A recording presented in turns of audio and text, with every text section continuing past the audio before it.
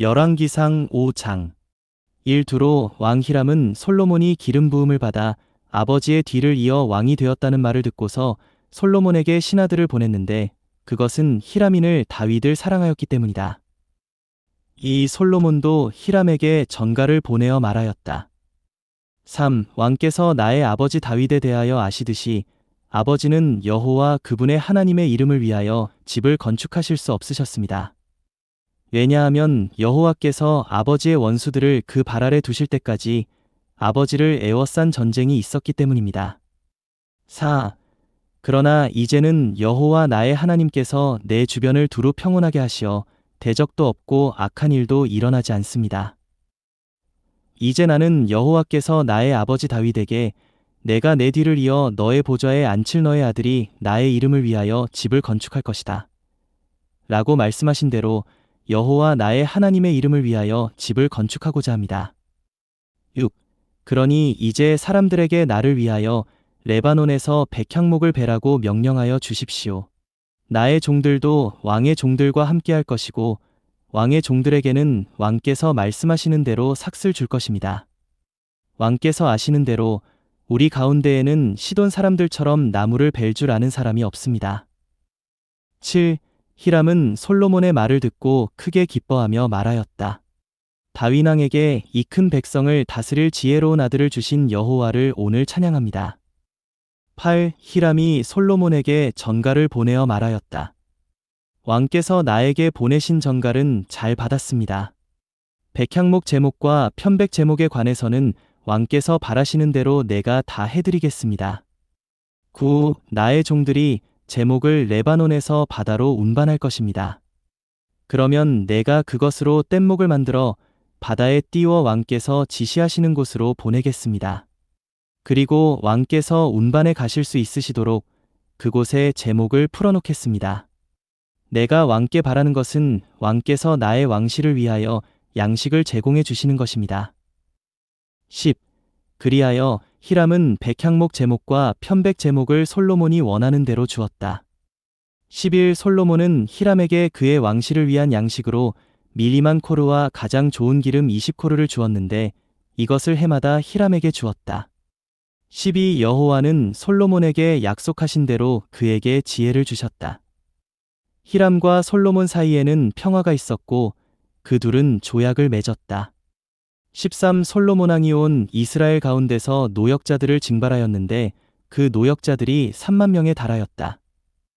14. 솔로몬이 그들을 한 달에 10,000명씩 번갈아 가며 레바논으로 보내니 그들이 한 달은 레바논에 있었고 2달은 집에 있었다. 그 노역자들은 아도니람이 감독하였다. 15. 솔로몬에게는 짐꾼 7만 명과 산에서 돌을 떠내는 사람 8만 명이 있었고 16. 그 밖에도 일꾼들에게 지시를 내리는 사람, 곧 이를 감독하는 작업반장 3,300명이 있었다. 17왕의 명령에 따라 그들은 다듬은 돌로 집의 기초를 놓기 위하여 큰 돌들과 값진 돌들을 떠냈다. 18. 솔로몬의 건축자들과 히람의 건축자들과 그발 사람들은 돌을 다듬고 집을 건축할 제목과 돌을 준비하였다. 열왕기상 6장. 1. 이스라엘이 이집트 땅에서 나온 지 480년, 곧 솔로몬이 이스라엘을 다스린 지 4년째 되던 해 12월, 이것은 둘째 달이다. 에 솔로몬은 여호와의 집을 건축하기 시작하였다. 이 솔로몬 왕이 여호와께 건축하여 드린 집은 길이가 60규빗, 너비가 20규빗, 높이가 30규빗이었다. 3. 여호와의 집의 성전 앞주랑은 그 길이가 20규빗으로 집의 너비와 같았고 집 앞으로 10규빗이 나와 있었다. 4. 그는 집의 붙박이 격자창을 냈다.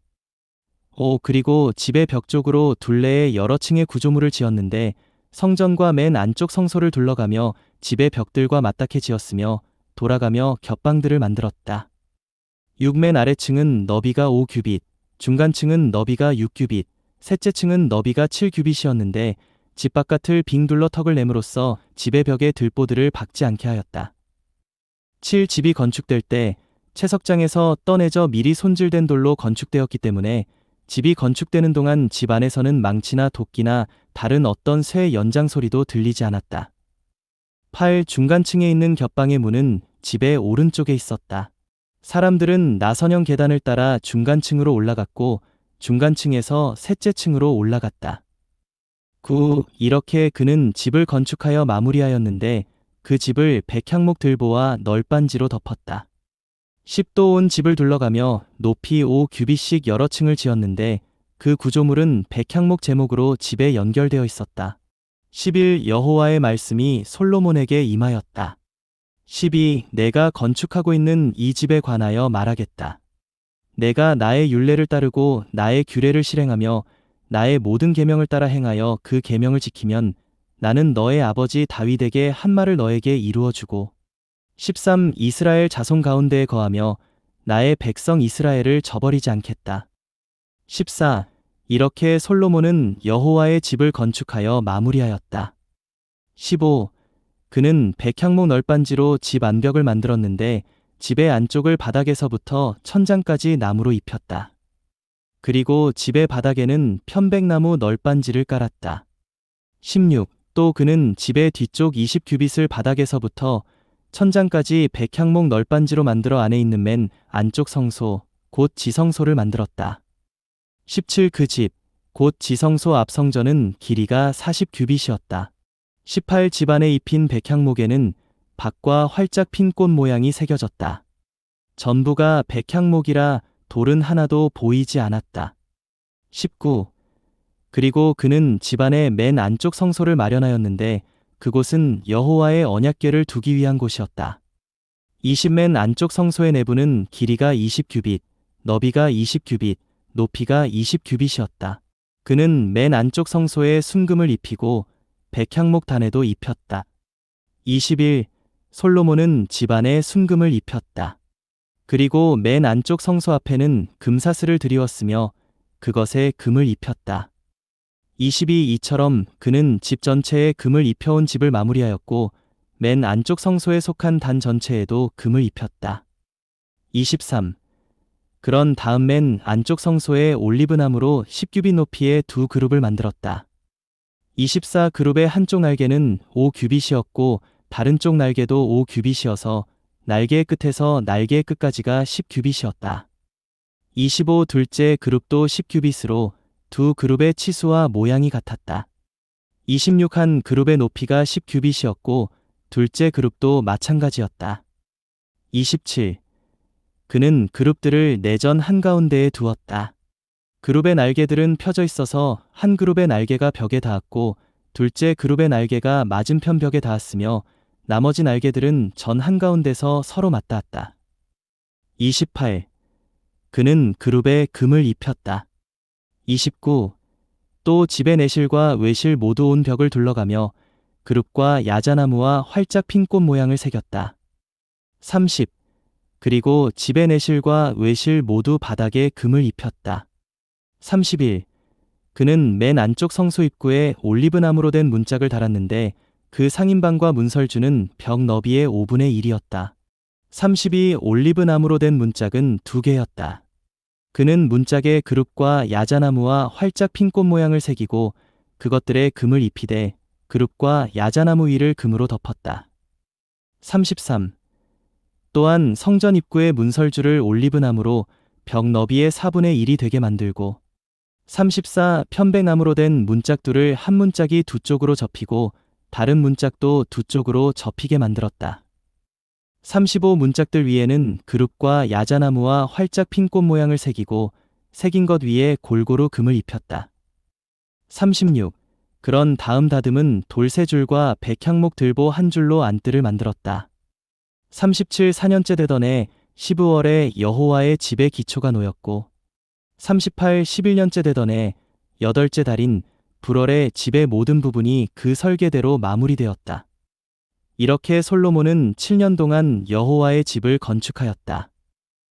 요한복음 11장 17 예수님께서 가서 보시니 나사로가 무덤에 있은 지 이미 4일이나 되었다. 18 베다니는 예루살렘에서 15스타디온쯤 되는 가까운 곳이어서 19 많은 유대인이 마르다와 마리아에게 오빠의 일로 위로하러 와 있었다. 20 마르다는 예수님께서 오신다는 말을 듣고 그분을 맞으러 나갔으나 마리아는 집에 앉아 있었다. 20일 마르다가 예수님께 말씀드렸다. 주님, 주님께서 여기 계셨더라면 나의 오빠가 죽지 않았을 것입니다. 22. 그러나 나는 지금이라도 주님께서 무엇이든지 하나님께 구하시면 하나님께서 주님께 주실 줄 압니다. 23. 예수님께서 그녀에게 그대의 오빠가 다시 살아날 것입니다. 라고 하시니. 24. 마르다가 말씀드렸다. 마지막 날 부활 때에 오빠가 다시 살아날 줄을 내가 압니다. 25. 예수님께서 마르다에게 말씀하셨다. 나는 부활이요 생명이니 나를 믿는 사람은 죽어도 살 것이고. 26. 누구든지 살아서 나를 믿는 사람은 영원히 죽지 않을 것입니다. 그대가 이것을 믿습니까? 27. 마르다가 예수님께 말씀드렸다. 주님. 나는 주님께서 세상에 오실 그리스도, 곧 하나님의 아들이신 것을 믿었습니다. 28. 마르다가 이 말을 하고 돌아가 자기 여동생 마리아를 살며시 불러 선생님께서 오셔서 너를 부르신다. 라고 하니. 29. 마리아가 이 말을 듣고 급히 일어나 예수님께로 갔다. 30. 그때에 예수님은 아직 마을로 들어오지 않으시고 마르다가 마중 나왔던 곳에 그대로 계셨다. 31. 집에서 마리아와 함께 있으면서 그녀를 위로해 주던 유대인들은 마리아가 급히 일어나서 나가는 것을 보고 무덤에 가서 울려는 줄로 생각하고 그녀를 따라갔다. 32. 마리아는 예수님께서 계신 곳에 와서 그분을 보고 발 앞에 엎드려 말씀드렸다. 주님, 주님께서 여기 계셨더라면 나의 오빠가 죽지 않았을 것입니다. 33. 예수님께서 마리아가 울고 또 따라온 유대인들도 우는 것을 보시고 영 안에서 격분하시고 괴로워하시며 34. 그를 어디에 두었습니까? 라고 하시자 그들이 주님, 오셔서 보십시오 라고 하였다. 35. 예수님께서 우시니. 36. 유대인들이 말하였다. 보십시오. 그분께서 얼마나 나사로를 사랑하셨습니까? 37. 그러나 그들 중 어떤 사람들은 말하였다. 눈머니에 눈을 뜨게 하신 분께서 이 사람을 죽지 않게 하실 수 없으셨단 말입니까? 38. 그러므로 예수님께서 다시 속에서 격분하시며 무덤으로 가셨다.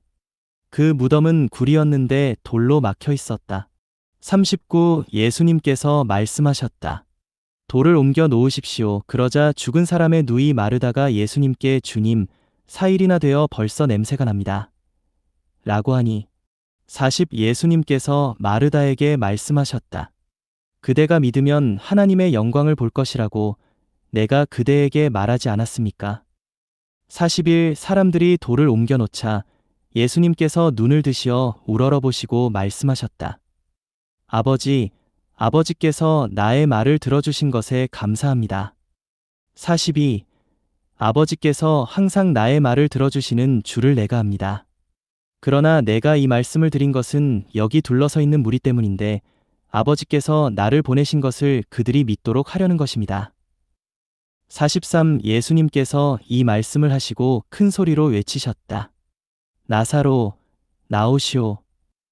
44. 죽었던 그가 나왔는데 손과 발은 천으로 묶여 있었고 얼굴은 수건으로 쌓여 있었다. 예수님께서 그들에게 말씀하셨다. 그를 풀어주어 다니게 하십시오. 45. 마리아에게 왔다가 예수님께서 하신 일을 본 많은 유대인이 그분을 믿었으나 46. 그들 중 몇 사람은 바리새인들에게 가서 예수님께서 하신 일을 알리니 47.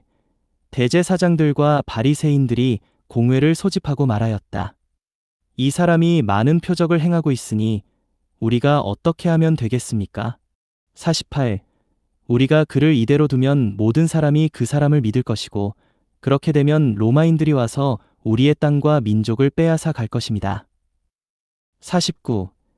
그러자 그들 중 한 사람이며 그 해의 대제사장이었던 가야바가 그들에게 말하였다.